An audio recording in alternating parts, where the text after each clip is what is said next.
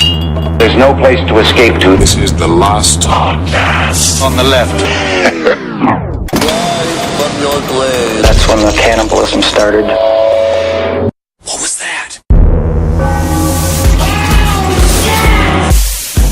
People with nose hairs are good at telling the weather. That's actually a fact. What? Yes. I don't know. I feel like some guy with immensely long nose hairs told you a fucking lie. Absolutely not. I think some guy with immensely long nose hairs was just trying to find some way to desperately fit into society. Because technically we should be shunned. I'm very good at weather predicting. There you go, Marcus. Yeah. I've always said that about Marcus. All right, can we start the show? Yes. All right, welcome to the last podcast on the left, everyone. I am Ben Kissel, joined in studio by Marcus Parks, and in Toronto, Henry Zabrowski is there all naked. No, I'm Ben Kissel. Oh, you are? Switch it up. I'm Ben Kissel. Uh-huh. Oh, I love when you introduce us on the show, Ben Kissel. I'm Ben Kissel. That wouldn't be what I say, though. It wouldn't be? I've got long pants on because I've got big legs. Mm-hmm. I'm Ben Kissel. I'm Ben Kissel. My hands are too big for gloves, so I have to wrap sheets around them in the wintertime. Well, that does sound kind of cozy. Sheets for gloves. Sheets for gloves. Yeah. Ben Sheets for Gloves Kissel. That would be a better nickname than I've had my whole life. Which is? Oh, you know, House for Feet. It's really sad. Ben House for Feet Kissel. Yeah, classic. I could see how that probably came about for when you were terrorizing small villages and you got one of their huts stuck on one of your huge toes. Yep. Then they laughed and laughed at me, and I said, I'm done killing. I'm going to become an entertainer. It'll be great. Well, speaking of entertaining... The month of October is upon us. Thank you, Satan, for your pumpkin spice things. Thank you, Satan, for your many black cat things. I'm going to give pumpkin spice to a different deity, though. I don't know which one yet, but I'll figure it out. Yeah, like Lord Fartimus.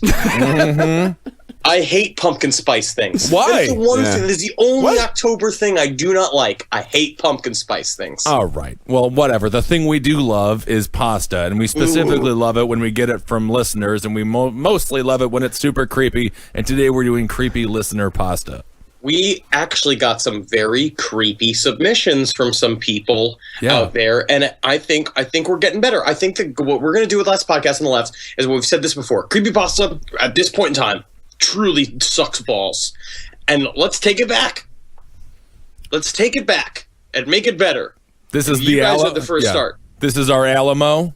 We lost the battle. We're going to take it back. Today is our Goliad. Okay. Or possibly our San Jacinto. Oh. Or, if you will, San Jacinto. Oh. Mm-hmm. And I will. Is that when you guys realize, we can reload these guns?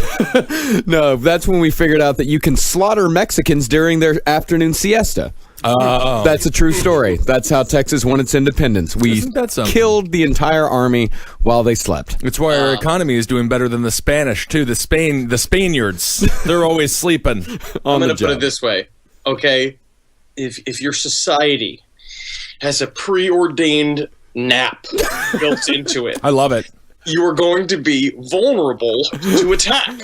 Yeah. Because you're not like Germans, Kissel. You never sleep. Never. And you raise your children using a harsh mixture of a direct attack form disappointment. Well, it's creative discipline.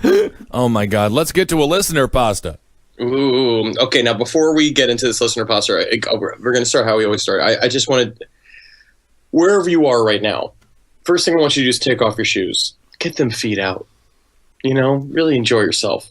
All right? Then just open up the fly of your pants. Hopefully, you're not wearing any underwear. And not in public. Again. Wherever you are. Well? Listening to this podcast. I don't care if you're in the middle of a run. I want you to take off your fucking shirt and whatever. If you're a man or a woman, take off your bra. And then I want you to just roll up.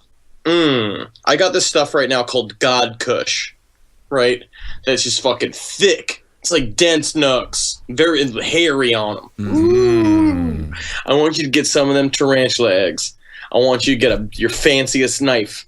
I want you to chop it up on a chopping board where you normally chop up your basil or your parsley, right? Yeah. Chop it up on that.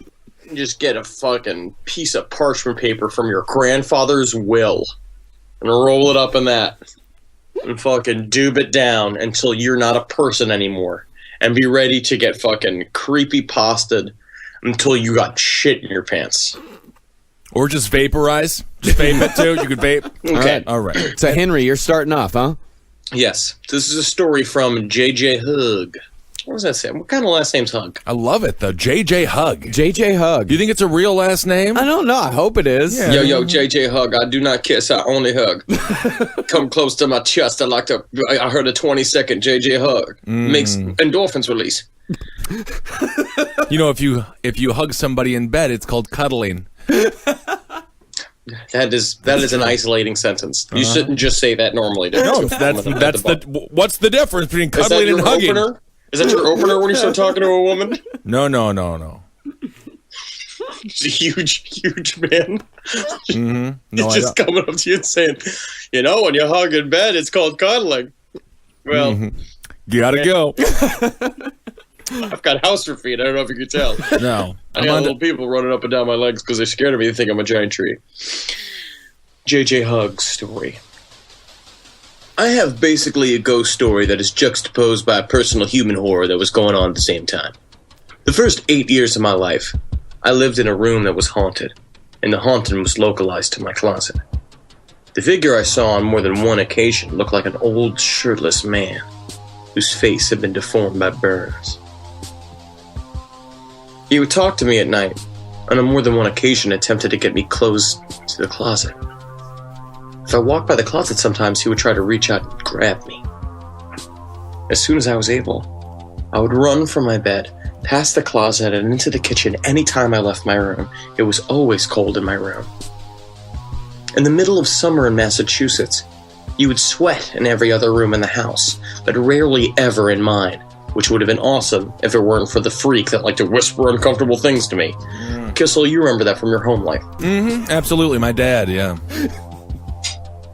While that was going on around the age of 6, my family began to be stalked by a mental patient.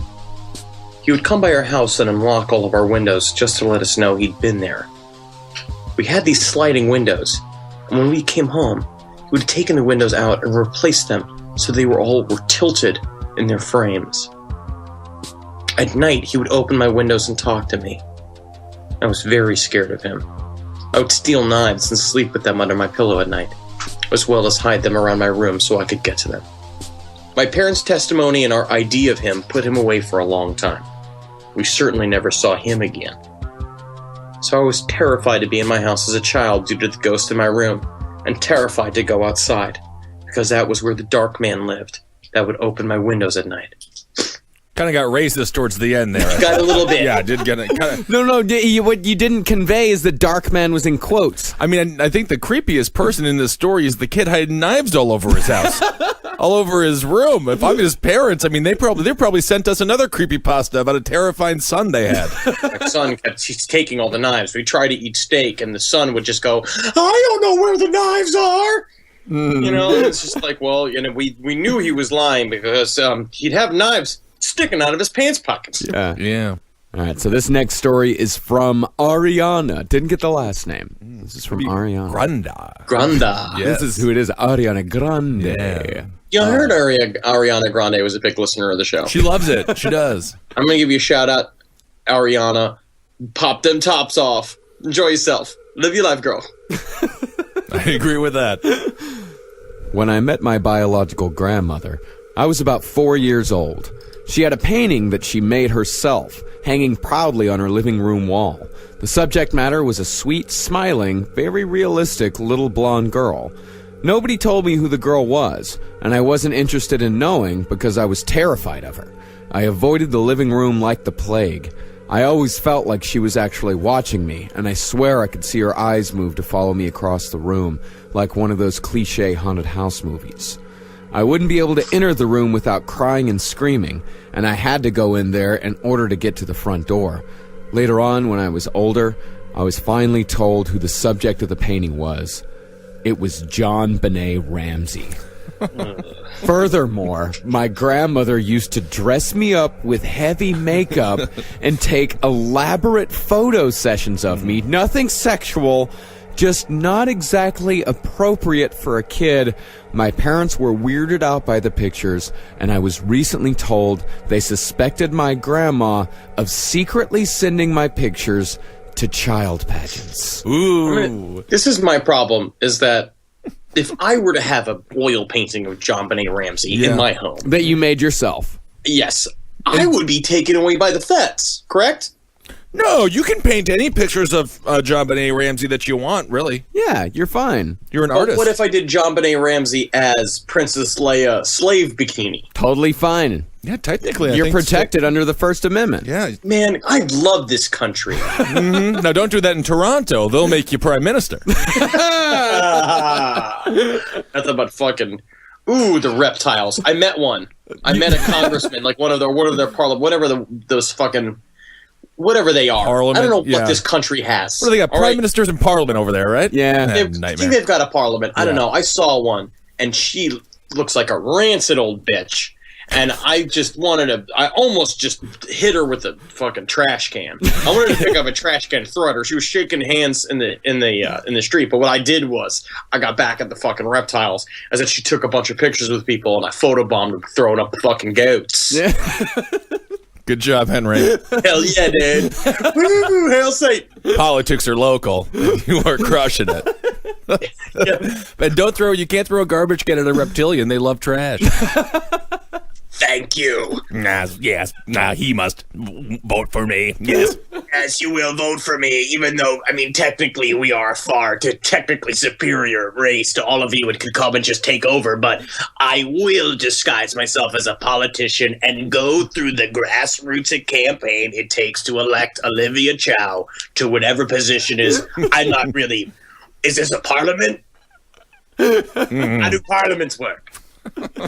Municipal government is the true path of change. Yes, Clash.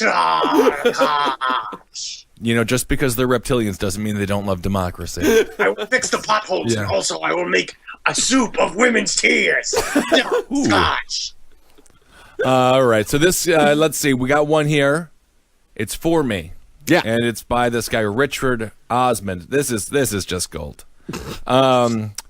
So every Saturday, this nice guy, he would take, every Saturday, the nice man next door takes my daughter to the playground down the street where I used to play as a child. So he used to go to this playground as a kid, so he remembers it. And then he's like, oh, we'll bond. My daughter will go to the same playground, and we'll continue the legacy, the Osmond legacy. Right. We gave you the short ones on purpose. Yeah, well, I got one long one in the towards the end here. This Saturday, he didn't show up, so I decided to take her myself, like a good dad. Finally, yeah. Only to find it had been demolished 10 years ago. Where was he taking her? So the guy let his daughter go with the next door neighbor to the playground, and then the guy probably had a stroke or something, couldn't pick her up one day, and the guy's like, I'll be a good father, take her to the playground. It had been demolished 10 years ago. Where's he been taking her? Where's he been taking her? So that's my question, because that's the thing, is I normally just let a dude that I'm only associated by address with to just take my fresh young daughter. Oh, yeah, look what happened when Albert Fish did it. You just always give your young daughter to your neighbor. I will tell this, at least he ate her succulent young ass, deeply covered in spices. You know what I mean? Because at least, because he could have just killed her and raped her and left her in the gutter. Yeah, but... He almost did something worse, though. I mean, he did have a time. He doesn't know where he was taking her, though. Where do you think he was taking her, Ben? The guy who with the playground? Mm-hmm. Is there a Blimpies around? Maybe a Wendy's, a Whataburger? He's probably taking her to the archery arena so that she become new Katniss Everworst. What's her name? Katniss Nurseyverse. I don't know. I don't read those fucking... But the Hunger Games, right? Yeah, I don't know. I just remember J-Law's boobs. Mm-hmm. That was from a leak that her phone was hacked. Yeah, that was a 4chan thing. Yeah. That's why you don't put nothing in the cloud. Nothing in the cloud. Mm-hmm. That's what I say. All right. Except I keep putting them out in the cloud, but they don't show up anywhere. No takers. No takers. No takers. Sometimes the cloud rains down naked pictures of J-Law's titties. Sometimes a cloud rains down naked pictures of B. Arthur. Oh, man, I wish the Golden Girls had the cloud back then. She had a thing I'd like to call long belly. Yeah. Let's read this next tale of woe and horror. Oh, the flutter of bats. That's the flutter of your tits. The flutter of bats. No, that is boob, yep. Does kind of sound like bats. It does kind of sound like bat flutters, yeah. That's my new bat flutters.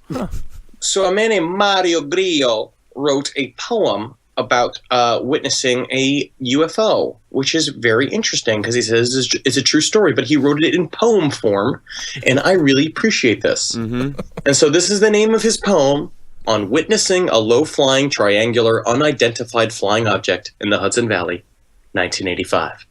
Also, a B-side of a Rush album. Yeah, gives a lot away there in the title. All right. Yeah. Bump, bump, bump. Relax, dear reader, and this truth behold. I saw a flying saucer, more of a triangle be told. 'Twas the summer of '85, and I worked at a camp, strolling across a lush field, with not the light of a lamp. I wasn't alone. There were two right beside me. We three sought this light clear, the top of an oak tree. One red light moving so slow, in the darkened sky, and remarkably low. We stopped, we stared, we smiled uneasy. And when the one light broke, we all became queasy. For right in front of 3 pairs of eyes, 6 ocular orbs, no reason for lies. There was no explanation, as much as we tried, as we watched the red light split into 5. All floated together, as slow as a turtle. Our minds tried to leap this unfathomable hurdle. First, moving slowly, but not very high, an aircraft is heavy. It should have fell from the sky. We watched and we shivered, we did, feeling like dumbbells, or lucky, or kids. What we saw wasn't miles up in the air. These were not tiny stars, twinkling, quote-unquote, up there. They were 5 perfect lights in a triangle formation, filling our souls with fright and elation. They made little sound, perhaps a low hum. I wish you were there, 'cause I know this sounds dumb. But as we stood there excited, watching the craft, I opened my mouth and began to laugh. We realized right then that what we were seeing was a real UFO, yet had no thought of fleeing. Neither we nor the craft, for it took its sweet time, hardly high overhead, slowly sailing sublime. The rate of its movement was way too darn slow to keep it aloft, and yet we watched it go. Slowly but surely, these 5 bright red lights passed over the treetops and into the night. So let's just go back to drinking the Keystone Light, and I guess then, I don't. So you're gonna go back to blowing each other? Oh, what? Yeah, we're out in the woods to suck and fuck each other away from our wives. And, no! But did anyone see the lights in the sky? Yeah. But also, did anybody see this worm I got coming out of my fucking overalls? I think it's nice. I think it'll be nice for the 3 of us to fucking crawl over each other like a bunch of snakes. Yeah. It's time for me to pen a missive about our experiences. Okay, I guess I'll just jerk it to this fucking mailbox. Yes, I must away back to our hut. Guy's got the car. Oh, I'm playing Birdie and the Worm in the woods, and then you see a UFO. It's an exciting weekend, wherever they're from. All right. Here's the next one. This is by Derek Lindgren. When I was about 4 years old, when I was living in California, my family lived on the 2nd floor of an apartment building. One night, while we were sleeping, my ma heard our hamsters squealing in the living room. When she went out to see what the hell they were freaking out about, there was a man on our deck with tools to break open the sliding glass window. She freaked out and ran to get my dad's sawed-off shotgun in the closet because he was overseas at the time, but before she got the gun, she picked me up and put me in the dirty laundry basket and put dirty clothes on top of me. By the time she got back to the living room, the man was inside the house, and he was unzipping a large duffel bag that he had brought with him. My mom pulled the shotgun on him and told him not to fucking move, or else she would blow his brains out. While doing this, she also called 911. In a few minutes, she had the cops at the apartment. She let them in, and they arrested the guy, and apparently he literally shit his pants when my mom pulled the gun on him. And in the bag, they found duct tape, rope, skinning knives, and other torture implements.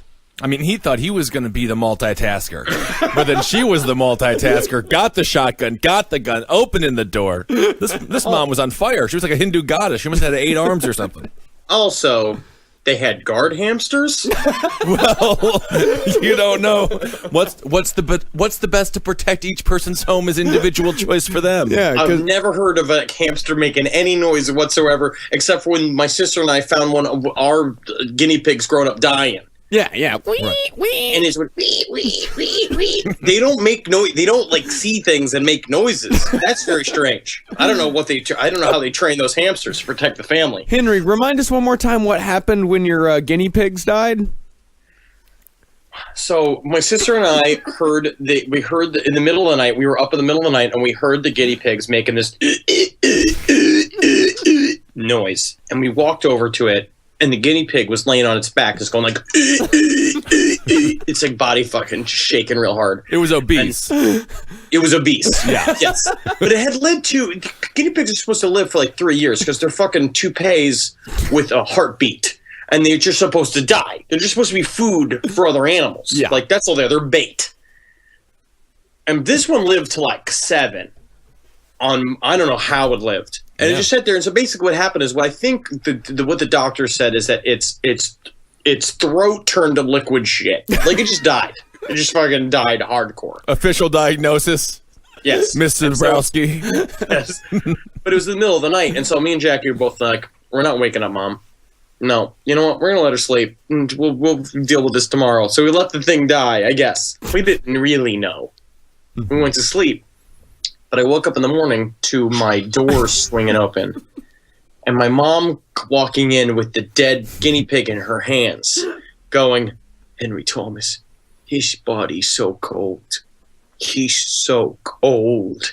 Which is horrifying. Mm-hmm. She did the same thing when my fucking grandfather died. Yeah. I think she's going to do the same thing when you die, too. Oh, his body's so cold. And then I had to go out and I had to dig a grave for it. Oh. Like I was Igor. I was sent out to the fucking backyard to dig a grave for it. And my mom wrapped it in fucking tinfoil like a burrito. And then we threw it in we threw it in a hole. And my father's just sitting there. He's like, your mother woke us all up to have a fucking funeral for the guinea pig. I can't believe it was still alive. I forgot it was alive. Oh, man, that's kind of fun. It's like a Hawaiian barbecue, right? That's where they do the tinfoil thing and they bury it under a little bit of ground and the sun cooked it up. I love that story. Yeah. I love that Mrs. Zabrowski just got everything fat. Like everything that she like knew and loved. She's like, I will make it fat and I will make it mine. Nothing would please my mom more is if I died by eating by 37. She would just love it. She was viscerally mad that I lost weight. Yeah. She was like, legitimately, she's just like, oh, you think, so you're skinny now, huh? So you're just not going to eat the meatloaf, huh? That's what we're going to do? You're not going to eat the things I made for the love out of you? What I did to support you all my life? And I was like, you made me 320 pounds. Yeah. Well, you're gaining it all back, so she'll be happy next year. No, she don't know because I'm fucking riddled with muscle. Because it's almost getting hard for me to make my fat flutters. No, it not looks even like close to difficult. It looks like it's extremely easy. This one. Can you hear the children of the night? I'm a whole Halloween soundtrack. Yeah, just you my are. Body. Good God, it is special. All right, so this story, it's from a guy named Paul Buchanan. Very different from Pat Buchanan. Well, who knows? You just want to say Pat Buchanan. Pat Buchanan. I know you in your night. I can imagine the girls you date hearing you all night just going like, Pat Buchanan. Silent majority. Oh, silent majority. They know it. All those girls I'm dating, a.k.a. bags of popcorn that I'm eating. Oh, you saw one girl. What? I haven't seen a girl in years. All right. So this is a story by Paul Buchanan. This is a heartwarming one. That's why we gave it to you. Okay. I had a cat, Bartleby, Bart for short, that I was very attached to. I'd rescued him from an abusive owner. He had fleas, matted fur, terrible teeth. One of his fangs was broken. So the pair of us were basically inseparable. I don't know why that would make him because he's a little freaky cat. But anyway, that's sweet. So he loved this cat. So the pair of us were basically inseparable. 5 years back, his health went into free fall. I did everything I could, moved heaven and earth, but in the end, it was kinder to let him be put to sleep. I was a horrible mess since I'd basically lost my best friend. People around me keep saying, you should get another cat. You're the kind of person who needs something to look after. But I was adamant. I wasn't ready to get another pet. Thing is, whenever I said this, stuff would happen around the house. I'd hear his footsteps running in the hall, see movement out of the corner of my eye. He had little toys that would light up and flash whenever they were knocked about, and I'd find them randomly blinking. A couple of times I'd feel something brush against my arm when I was sitting down, like he used to say hi. A couple of times I'd feel something brush against my arm when I was sitting down, like he used to say when... What the hell is this? A couple of times I'd feel something brush against my arm when I was sitting down, like he used to say hi. Yes, I'd feel something brush against my arm when I was sitting down, like he used to say hi. Okay, but we're missing a comma there. That is true. That's my fault. That's an acting. That's an acting. That's acting. Acting. I didn't get that Sasquatch role. Just want to make that clear so again. Weird, that Sasquatch thing you auditioned for 2 months ago? Yeah, they haven't called me yet, so... There's still a chance. Well, I'm still screaming into the full moons whenever I see them. Whoa! Yeah, that's how you get acting roles, right? Anyway, so this guy's cat's dead so far. He's sad. And there's things moving around his apartment every time he thinks about the cat. Right. Eventually, I got a new pair of kittens, Tal and Chester, and the weirdness stopped. It's hard not to think that, yeah, this was my old cat checking up on me, and that once he saw I would be okay, he went on to wherever. But any religious types who say animals don't have souls or whatever, bullshit. Animals have more humanity and soul to them than most humans I know. So then he took kind of a hard turn there for the negative.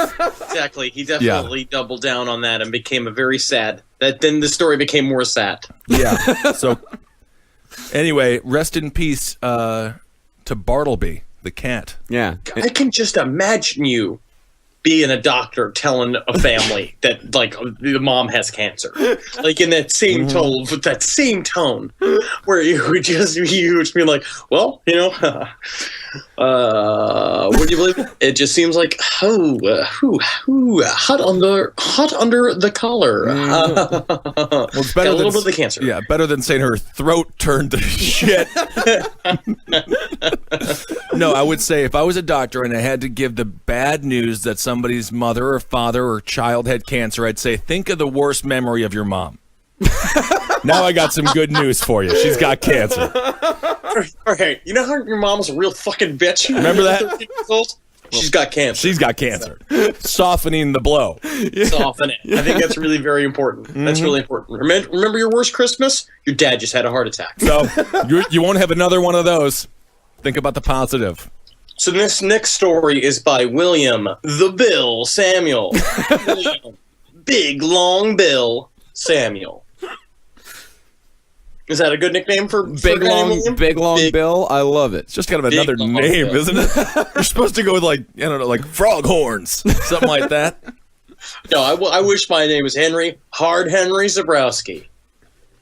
My uncle is this straight-laced guy. He was a math and physics teacher, but now a math tutor, and it's safe to say he's a bit of a bore.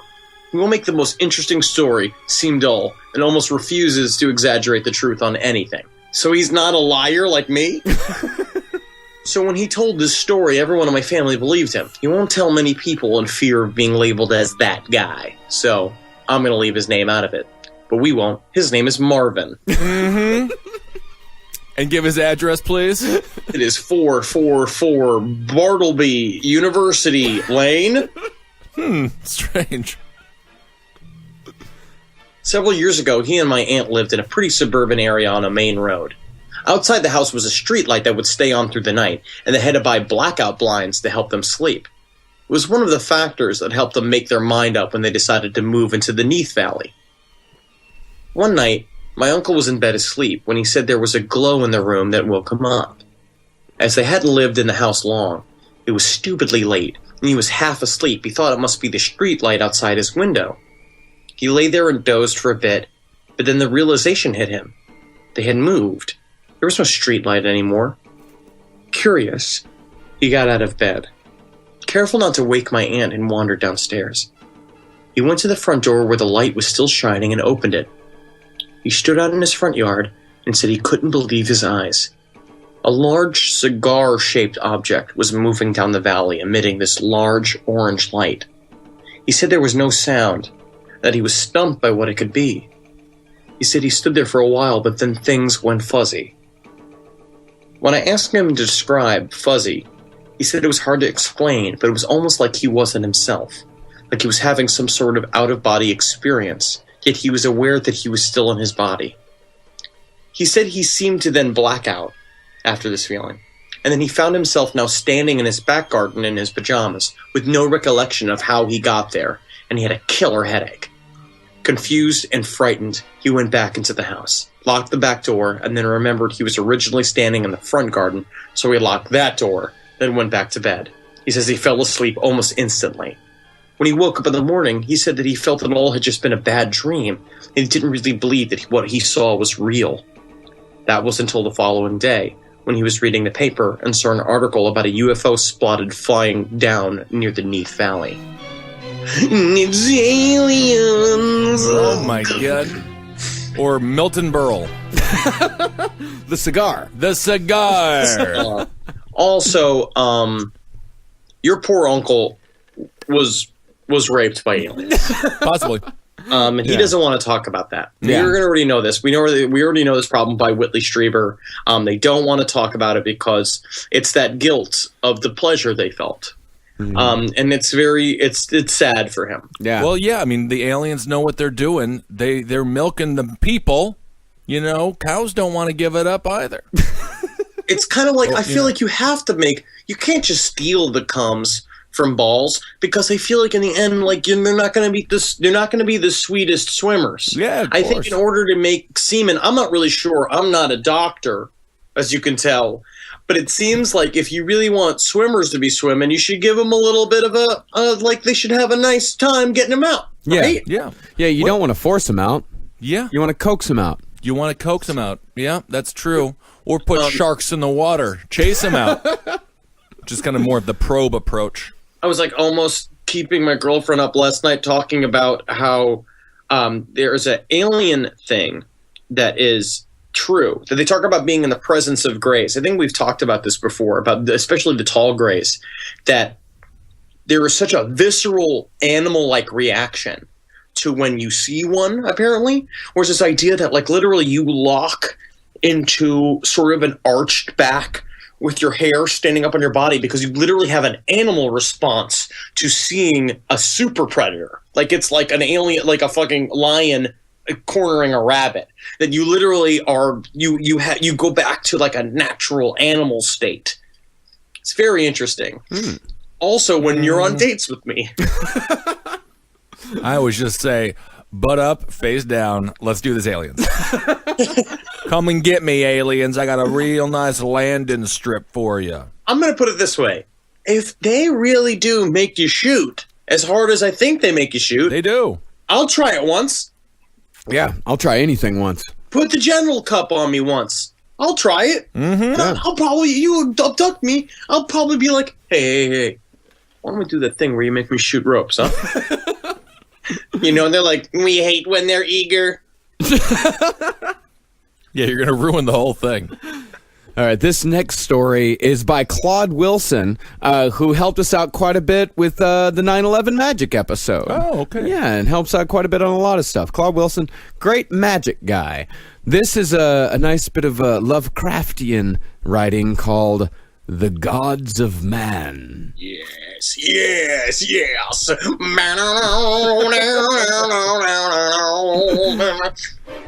The earliest of humanity's religions all follow a very simple pattern. They have no loving savior, no utopian afterlife for the goodly, no divinely ordained morality. Spiritual beliefs were nothing more than the interactions between masters and slaves on a far greater scale. The gods were cruel tyrants who were appeased by any means, with humans slaughtered en masse like farm animals, their hearts and blood sacrificed to creatures known by many names. Baal, Ishtar, Woden, Tlaloc, Moloch, even El, that dread idol, still feared in countless temples and churches. Take me, Tyalok! Now in this age, all priests are merely fools or thieves, the deluded or the deluders. The truth has been lost to them, that over the course of thousands of years, the original role of all the earth's bishops and shamans and imams and monks was simply to stave off the wrath of those ancient things which we stumbled upon when we were still apes. We had found them in primordial, towering cities of Orchalcum, built by abominations which walked like men, the favored servants of the horrid pantheon of the gods. And so, to please those capricious lords of this world, the cruelest and most ruthless of the ape-men took it upon themselves to spill the intestines of their kin upon crude altars of stone and obsidian. These wretched rituals continued in cycles, almost eternally, offering up the energies released by the victims' death throes to the eldritch ones. After millennia of feasting on suffering and pain, the old gods found themselves contented for a time. Gorged on countless souls, they entered into a death-like sleep beneath the currents of the ocean and the crust of the land. The sacrifices did not end with their slumber.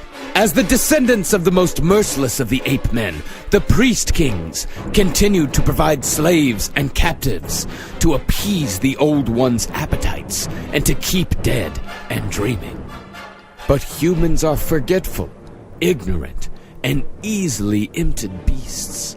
The priest kings, already heartless by nature and corrupted by power, took the rituals of old and made them into religions to celebrate their own glory and suit their desires. Slowly, the sacrifices to the primal gods of old ended in favor of celebrations and massacres in the names of the priest kings and their mythologies. This has truly been our greatest folly, for now without fetters to keep them enwrapped in sleep, the old gods begin to rise, and they are hungry. For Auntie Anne's pretzels, submit yourself to the nearest airport and buy yourself a soft, delicious, buttery Auntie Anne pretzel. Extra salt, please. Yes. I would love that if that's all just ad copy. Yeah.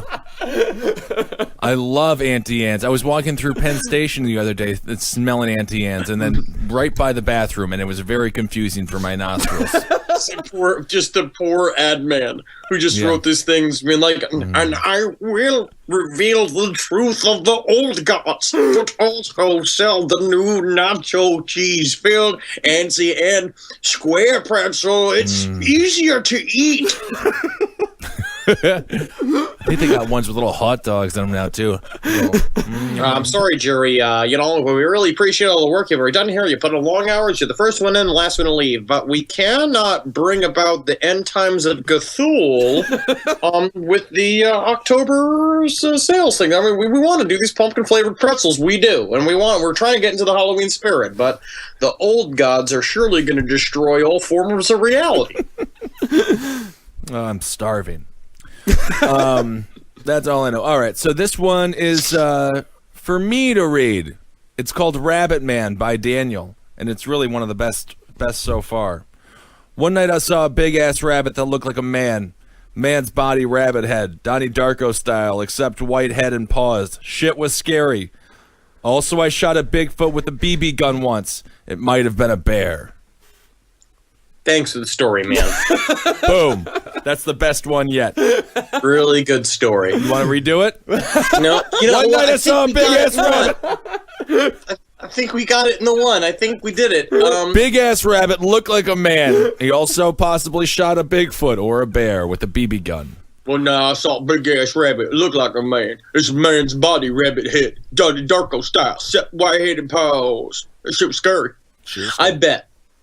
You know, because it's like March Hare type thing. I don't like things with... You know when things have like a natural rabbit head? Yeah. I think it's very creepy. A natural rabbit head? Yeah, like instead of like a creepy rabbit head, if someone has a real just sort of rabbit face, kind of like the David Lynch rabbits. Yeah. Sure. And also an Inland Empire and all that. Yeah. Yeah, that shit really creeps me out. Yeah, they belong on rabbits. If you put a human head on a rabbit, that would be just as scary. Yeah. You got to keep the heads to yourself. Don't be mixing up the heads. This isn't Return to Oz. So yeah, a human head on a rabbit. It's like, hey, don't tell anybody, right? I love this gig. All I do is fuck all day long. Mm-hmm. Just other rabbits though, which is weird, but you get used to the pussies. You got to close your eyes. Thanks, Bernie. Cool. Henry? So this is by Alec Ritchie. So it started when we moved in with my stepdad. He lived in a 2-story house in a middle-class neighborhood that him and his father built themselves. The paranormal activity started almost immediately after we moved in. It was the typical slamming doors and missing items, etc. Our cat became a recluse as soon as he stepped foot in the house. He would claw at the kitchen cabinets, forcing them to open and hide in the back corner. He would only leave the cabinet to eat and shit. Before moving to the house, he was your typical cat. We were a military family, so he'd been moved around a few times, but had never acted like this. His behavior never changed. He hid out in the cabinet until the day he died. Shortly after we moved in, we were hit by Hurricane Hugo. At the time, it was the most damaging hurricane ever recorded. After the storm cleared, my mom said she woke up and started talking to my stepdad, who was sitting at the foot of the bed. She said she was talking about the storm and commented on the clothes he was wearing. She described it as a wool jacket and hat. He was an extra in a Civil War movie, and she thought maybe he had put on the set costume for some reason. After talking to him for a bit, he didn't reply or even turn around to acknowledge her. He just looked at the back window that faced the backyard. She looked out the same window to see my stepdad removing fallen tree limbs with a chainsaw. She turned back to the figure at the foot of the bed, and he was gone. The bats are flapping again. Only the creatures of the night know the truth. The secret of the ghosts. So did his stepfather often get up in the middle of the night to put on his Civil War costume? I mean, it could have been a sex thing, because I don't know, I haven't met many women like this, but, you know, there are probably some women that are like, nothing I love better than a hot set of nuts all wrapped up in wool. Oh, yeah, totally. I love the scent. Yeah, the scent, the sweat from the wool, the woolly sweat creates. Yes. All right. This next story is called The Legend of Fucky Hollow. One night, Ichabod Combs had a throbbing boner dick and needed to drain it. So he went to the pumpkin patch to find a place to dump his goo. He found a fat-ass slut squash and pounded his cock through the side. He kept screaming, "You like the way I fuck you, whore gourd mouth?" A guy saw him. Someone bought the pumpkin he blasted his fucking load into and made a pie with it. It was salty, and the guy got mad. And the other guy told him he saw Ichabod jizz in the pumpkin one time. The mad guy found Ichabod and cut off his dick. So if you're ever eating a pumpkin pie and it's salty, you should go to the nearest covered bridge. There you will see Ichabod with a flaming pumpkin where his cock should be. Thank you for the story. It's like the legend of Fucky Hollow has to be made. That's the only story so far that I could see being also a big-time series on television. Although I think he changes Ichabod comes to Ichabod jizz there by the end. No, He does. No. He doesn't change it. It's he saw Ichabod jizz into the pumpkin. I see. Yeah, Okay. it becomes a verb. Ah, yes. You know when nouns become verbs. Your favorite type of English, Ben. Oh, yeah. People are really starting to get us. Yeah. You know what I mean? They really get what we like. It's just for me. Yeah, And found for us Ichabod and- and cut off his dick. For you, big flaming pumpkin where the cock should be. I think it's very nice. Is it a pumpkin shaped? I guess that would be like a gourd or a Yeah. squash. Well, No, it's a pumpkin on his dick. It's a pumpkin speared onto his dick. yeah, but it says where his cock should be, implying that there's no cock there. Yeah, I think it's like the headless horseman has a pumpkin for a head. He has a pumpkin for a penis. Ichabod comes, that is. You know, it takes a village. It takes a village. This too shall pass. All right, Ben, take us home. All right, so this one's from Anoy. Yes, Anoy, Ano, yeah, it's we- whatever. Enyo. Enyo. That's what I. Anyo. What fun stories there been so far. All right, so this is it was during this. Okay, so this is, there's no name. It's just called Anna. It's just his name. Well, yeah. So, it was during the summer of 1985 while Richard Ramirez was on the loose, and after getting out of work in the middle of the night, my brother realized that he had forgotten his keys. So not wanting to wake my mother, he decided to go through the window, but doing so he made tons of noise which got the attention of the neighbors. They called the cops, and once they got to there, they broke down the door to my mother's house and held him at gunpoint, half asleep on the couch. After they realized that he wasn't the Night Stalker, the cops apologized for the door, not the trauma, not just the sheer trauma of being held at gunpoint while you're half asleep, but the door. They were very concerned. My mom and the cops had a good laugh about the whole incident, and they ended up taking my brother to jail for having weed in his pocket. Very nice, but sorry about the door. We are going to take your son anyway. So this is about the scariest thing of all, which is about race inequality mixed with the criminal justice system. Yeah, this one is too real. Dare I say it? Too real to not be scary, because that's very scary. That's mostly just a cops can just break in your house, Right. and fucking arrest you just because you're being Mexican. Yep, and you had weed in your pocket, but they would have never known had they not broken into your house and held you at gunpoint. That is true. Enyo said that he looked at a picture of his brother from the time. He said he was much uglier than Richard Ramirez. But on the other hand, it's hard to be prettier. It is. He's Nothing I like better. What I wish every morning when I wake up, if I would have a Richard Ramirez next to me, giving me little butterfly kisses. those like better with- cheekbones. Reeking of sweet, hot leather. Oh, God. In his mouth, his rotten teeth, flicking his tongue in and out, licking the front of your lips. You know, it's like, nothing like being at home. Yep, smell of fish eggs on his breath. That's great. Disgusting. God, weird, just the sugary cums coming out of him. Sugary ate and coming all over your knees while you're sleeping. That's the worst part. Ichabod It just makes me think about the deep, dark dungeons. Dungeons of the Crypt. You could just replace an entire studio sound. The people who break the celery when somebody has to have their leg broken in a Van Damme movie. Foley artist. Foley artist. The bats would be my children. Ah, they're the only ones I trust in the night. We Don't have a- need eyes to see. Oh, what's that sound? It's chains. That's a chain noise. That's good. That's a door noise. Henry, we have a woman. She's walking down the street. She's elderly. It's raining. She steps into a puddle and falls. There's a wetness in them. Oh, it's giving me a bit of a slip-a-doo. The bats will come and save me. The bats will come and carry me to say, oh no, they're just nipping on my breast. Oh, there ain't no milk in there, little bats. We ain't looking for milk. We're looking for your sweet titty blood. There's so many things that I can do, so many soundscapes that I can make for you. So please, just an easy fee of $1,200. I will make a soundscape for you. My main noises are I can make bat flapping noises. Yeah. I can make the sounds of toddler feet stepping on a bunch of pizza dough, and I can make the sound of male breasts slapping against a male belly. Yeah, that sounds actually totally wonderful. I think it's the only sounds you need. That's it. a squid clapping its tentacles. Oh, yeah. If they saw a really good show by the oysters. Send an email to cavecomedyradio.com to set up your appointment today. Bravo! Oh, no. Bravo! Now I want to go see some ocean theater. Yeah. What are the oysters planning for this year's holiday event? Love them. They got big tongues. That's what you eat. When you're eating oysters, you're eating a shell's tongue. Huh. No, you're not eating a shell's tongue. Yeah, you're you are. eating the whole body of a thing in there that doesn't have a brain. And they just make you horny. It's got a brain. All right. Thank you guys so much for all your submissions. They were unbelievably fun. Yeah, this is great. So, thank you guys so much. And next week, we're going to be hearing stories from people. They're actually going to be calling in.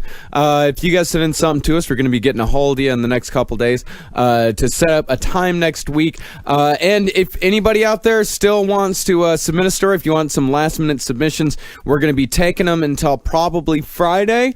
cavecomedyradio@gmail.com is the address to send to. Send us a very short description of the story that you have to tell us, and we'll set up a time for you to Skype in with us. And Hail Geen, everybody. Yeah, hail yourselves in this wonderful Halloween season. And remember, because we're fucking, it's just amazing to talk to the listeners this month, this precious, precious month, welcoming Satan back into our lives. He's the only one who listens. He's the only one you can trust. If anybody tells you to trust them, that's not Satan. They're lying.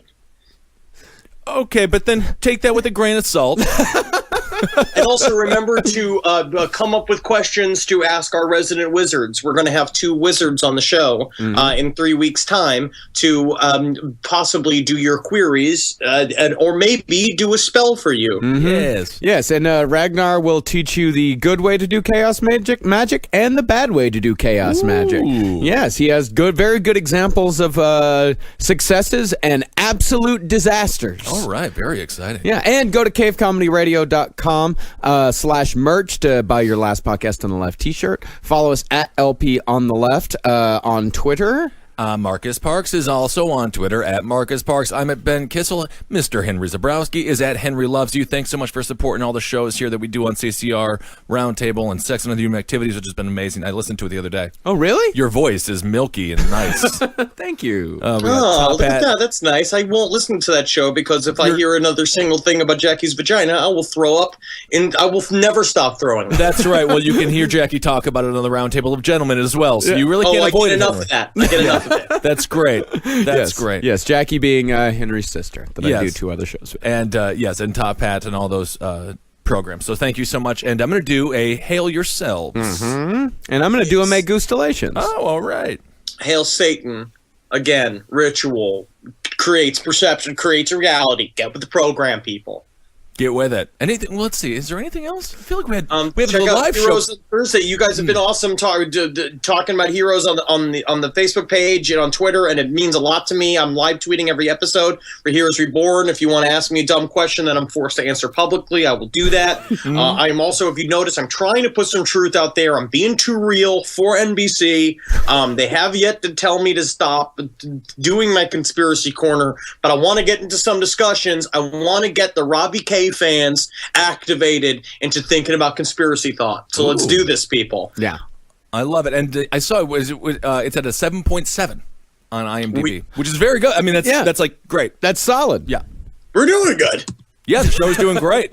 Show is doing great. Doing good. Yeah, and the live show this month, if you want to join us for the October live show, it is going to be on the... Let me check real quick exactly when it's going to be. It's always the 4th Saturday of every single month. So this month, it is going to be on October 24th. 24th. October 24th, Creek in the Cave, 10 p.m., in Queens, New York, off of the G train and off of the 7 train. If you want to come out and travel for it, come on out. Start making your plans now if you want to have a nookie spooky October. It's always super fun. And thanks so much for watching the live stream whenever we do it live. Those they seem to be doing very, very well. Man, people are loving it. Yeah. Goodbye, everyone. Goodbye. Start working on your costumes now. You don't want to be a last-minute Sally. You have to say... Don't be a last-minute Linda, all right? Get your shit together. What about last-minute Larry? You guys don't be sexist. Say hail me, Henry. Hail me. Yeah, because you have to. Otherwise, then the tradition is broken and everything falls apart. Mm-hmm. You're right. I keep forgetting about how a loose, tenuous line we have on reality here. Yeah. Goodbye, everyone. For more shows like the one you just listened to, go to cavecomedyradio.com.